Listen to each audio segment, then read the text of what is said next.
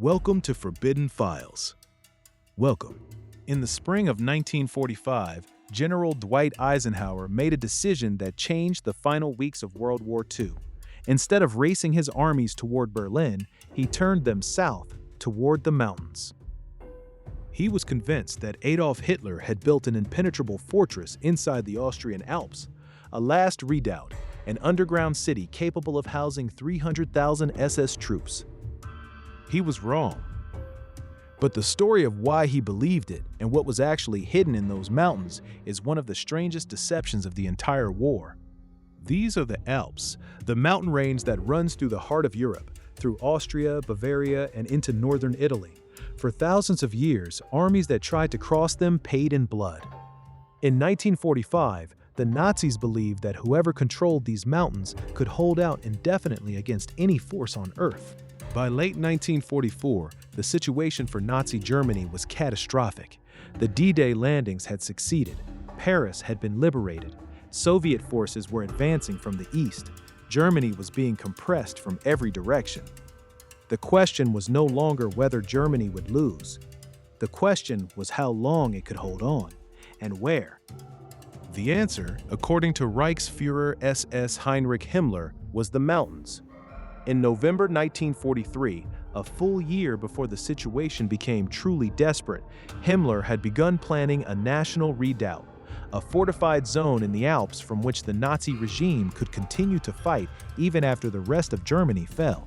The plan was called the Alpenfestung, the Alpine Fortress. The zone stretched from southern Bavaria across western Austria into northern Italy, an area of approximately 20,000 square kilometers of some of the most defensible terrain in Europe. Mountains, narrow passes, dense forests, ground where a small number of determined defenders could theoretically hold off a much larger attacking force for months or years. The vision was extraordinary. Underground factories producing weapons and ammunition, vast stores of food and fuel stockpiled in mountain tunnels, barracks for hundreds of thousands of SS troops carved into the rock. A self-sustaining military fortress that could survive indefinitely, even if the rest of Germany was occupied and destroyed.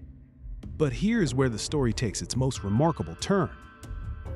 In January 1945, Nazi propaganda minister Joseph Goebbels convened a secret meeting of all German newspaper editors and journalists. His message was simple: start talking about the Alpenfestung. Goebbels did not just spread the myth inside Germany, he leaked carefully crafted intelligence reports to neutral governments, Switzerland, Sweden, Spain, knowing those reports would reach Allied intelligence. He ordered the SS to produce fake blueprints, fabricated construction reports, invented troop movement orders, all designed to convince the Allies that the Alpine Fortress was real, operational, and terrifying. It worked beyond anything Goebbels could have hoped. In February 1945, Time magazine warned its readers that top Nazi officials, accompanied by Hitler Youth fanatics and dedicated SS officers, would retreat to an Alpine fortress that might hold out for years. Big picture? Allied intelligence reported that immense stores of ammunition and food were being stockpiled in prepared mountain fortifications. The reports were almost entirely fabricated, but they were believed. At the Supreme Headquarters, Allied Expeditionary Force, General Eisenhower was genuinely alarmed. His intelligence officers told him the Alpine Fortress could house up to 200,000 to 300,000 fanatical SS troops, that it contained underground arms factories, that it was stocked with enough food for years of resistance, that Hitler himself planned to retreat there and direct a prolonged guerrilla war against the Allied occupation. In April 1945, Eisenhower made his decision. He redirected significant Allied forces away from Berlin toward the Alps. General Jacob Devers and the 6th Army Group were ordered to drive into Bavaria and western Austria at maximum speed to prevent the Germans from entrenching in their mountain redoubt. Pause. The decision was controversial. Churchill was furious. The British believed Berlin should be the primary objective, that capturing the German capital before the Soviets was strategically and politically essential. Eisenhower disagreed. The Alpine Fortress, he believed, was the greater threat. While American forces drove south toward the mountains, Soviet forces raced west toward Berlin. The race for the German capital was effectively handed to the Red Army. Berlin fell to the Soviets on May 2, 1945.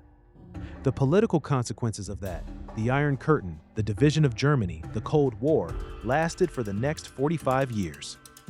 And when American forces finally penetrated into Bavaria and Western Austria at the end of April, they found almost nothing. The tunnels existed. Some supplies had been stockpiled. There were construction projects in various states of incompletion. But the impenetrable underground fortress, the 300,000 SS troops, the self-sustaining weapons factories, none of it existed. Medium pause. After the war, Lieutenant General Georg Ritter von Hengel, the German officer who had commanded the Northern Alpine Front, was interrogated by Allied officers. His verdict was blunt. The legendary Alpine Redoubt, he said, existed merely on paper. It was a slogan and a last act of desperation. The Alpenfestung was not a fortress. It was a story. One of the most successful military deceptions in history, fabricated almost entirely by Goebbels and his propaganda machine that redirected Allied armies, handed Berlin to the Soviets, and helped shape the post-war world. But here's where the story does not end. Because while the fortress itself was a myth, what was hidden inside those mountains was very real. Because while the fortress itself was a myth, what was hidden inside those mountains was very real. And that's the best destination of Nachbarsch. In late January 1945, Hitler ordered German finance minister Ludwig von Krosigk to move the gold reserves of the Reichsbank out of Berlin. Allied bombers had already damaged the Reichsbank building. The gold and everything else the Nazis had looted from across Europe needed to be moved somewhere safer. The scale of what the Nazis had stolen was staggering. When German forces occupied Austria in 1938, before the war even began, they seized the equivalent of 71 million British pounds in gold. Belgium lost 223 million, the Netherlands 193 million. Every occupied nation had its treasury stripped bare. The 1997 Eisenstadt report documented at least 580 million pounds stolen from central banks alone, approximately 19 billion in today's money. And that was just the government gold. The SS ran a separate operation to steal from individuals. Bank accounts frozen, businesses seized, homes ransacked. And then, the most chilling part, victim gold.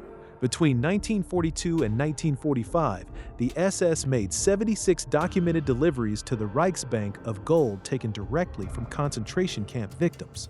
Rings, dental gold, jewelry. All of it melted down, recast with Reichsbank markings, and entered into the books as German state assets. Lest they Americanized it. As the Reich collapsed, SS convoys moved through the Alps at night. Trucks loaded with gold bars, foreign currency, looted artwork, and confiscated valuables dispersed into tunnels, caves, and mountain lakes across Austria and Bavaria. The logic was simple: spread the treasure across dozens of locations so no single Allied discovery could find it all. Some of what was hidden has been found. Some has not. Lake Toplitz in the Austrian Alps became one of the most notorious locations. The lake sits 2,500 feet above sea level in the Dead Mountains, accessible only by a mile-long private dirt track. Frozen for 5 months of the year, over 300 feet deep in places. Locals reported seeing SS trucks unloading crates into the lake in the final weeks of the war. Did someone say? Over the decades, divers have recovered counterfeit British currency from the lake, part of Operation Bernhard, a Nazi scheme to destabilize the British economy by flooding it with forged banknotes. They found fragments of war material and metal containers, but no gold, at least not yet. In 1985, marine biologist Hans Fricke led an expedition to the lake floor. His cameras found what appeared to be the entrance to an underwater bunker. It was never explored. Austrian police later interviewed a local man who said he had helped soldiers load boxes into a cavern accessed through a bunker near the lake shore. The bunker's interior tunnel had collapsed, or been deliberately destroyed by the time investigators arrived.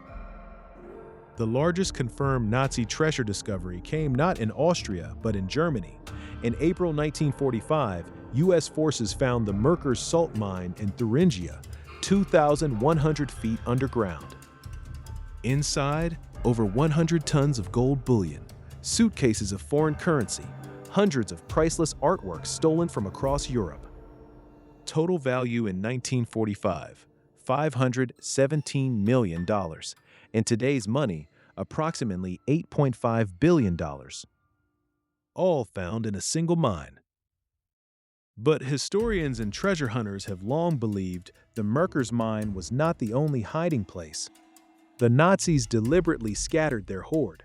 Tunnels in the Tyrolean mountains, caves in the Salzburg region, lakes across the Austrian Alps. Some caches were found by advancing Allied soldiers in the chaos of the final days. Others were found by local farmers in the years that followed. And some, according to those who have spent their lives searching, have never been found at all. And some, according to those who have spent their lives searching, have never been found at all. Goebbels built a fortress out of words and lies, and it reshaped the final chapter of the Second World War. But the gold was real, the looting was real, the tunnels were real. And somewhere in those mountains, 80 years later, some of it is almost certainly still there. If this made you want to keep digging, hit subscribe and leave a comment below. We read every one. The next file is already waiting.